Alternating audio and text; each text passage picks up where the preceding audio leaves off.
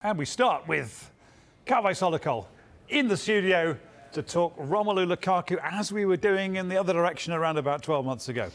Yes, Inter Milan have agreed a deal with Chelsea to sign Lukaku back on loan. They have agreed to pay €8 million plus add-ons. About £7 million, isn't it, roughly? £7 million. The situation has been that Lukaku's been unhappy at Chelsea. He wants to go back to Inter.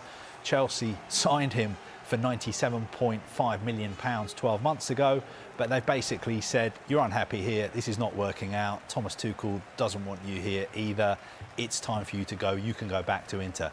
And the message that Chelsea gave to Inter was, OK, you can have him back, but you have to pay a significant loan fee, and that loan fee has to be €10 million.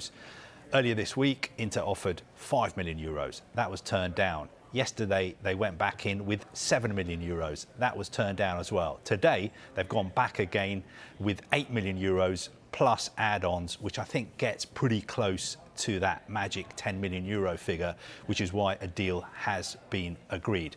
There's also the issue of his wages. He was earning more than £300,000 a week at Chelsea. Chelsea have been very, very keen to make sure that Inter pay him. We're not sure yet whether Lukaku has agreed to take a pay cut at Inter, because there's no way Inter would be able to afford to pay him those kind of wages. And we also understand that this is just a straight loan. There is not an option or an obligation for Inter to sign him at the end of next season. But you would have to say, speaking to people in and around Chelsea, I think it'd be difficult to see Lukaku returning to Chelsea one day. Often with transfers, we see a sort of domino effect, don't we? I wonder if this might now open the door for Chelsea and their attempts to sign Raheem for Manchester City. Well, look, as far as Chelsea are concerned, they've got new owners. Todd Burley is very involved in the day-to-day running of the club. He's very involved in transfers as well. He's made money available for new signings. And they really want to kick on and start spending some of that money. But I think they needed to sort out Lukaku's situation first. And it looks like that situation has been sorted out, so they can move on to dealing with other issues. Yes, as you mentioned, they need to sign more forwards. Raheem Sterling is definitely one of the options they are looking at. They need to sign another centre-back as well. Today, it was suggested to me that they may be in for Skriniar at Inter as well. That's a player they're interested in.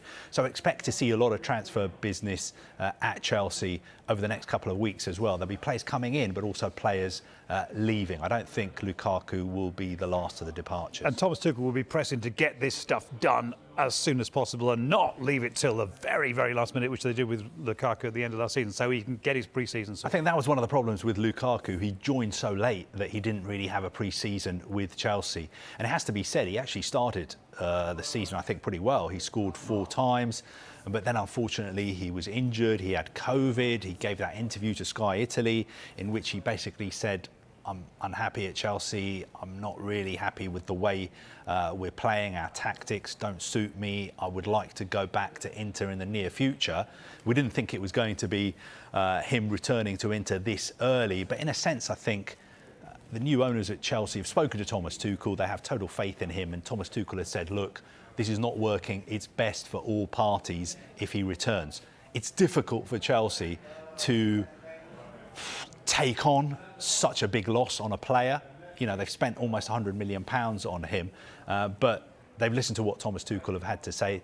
They've backed their manager, and they are going to move quickly to try and make new signings. Because, of course, there's no World Cup this summer either, so clubs have got time to do deals earlier. Normally, in this kind of situation, we'll be talking about the fact that the World Cup is on, all these players are away, they're focusing on their international careers, they can't be dealing with transfers. Well, at the moment, no World Cup, they can do that. And also bear in mind, the World Cup is on in November and December.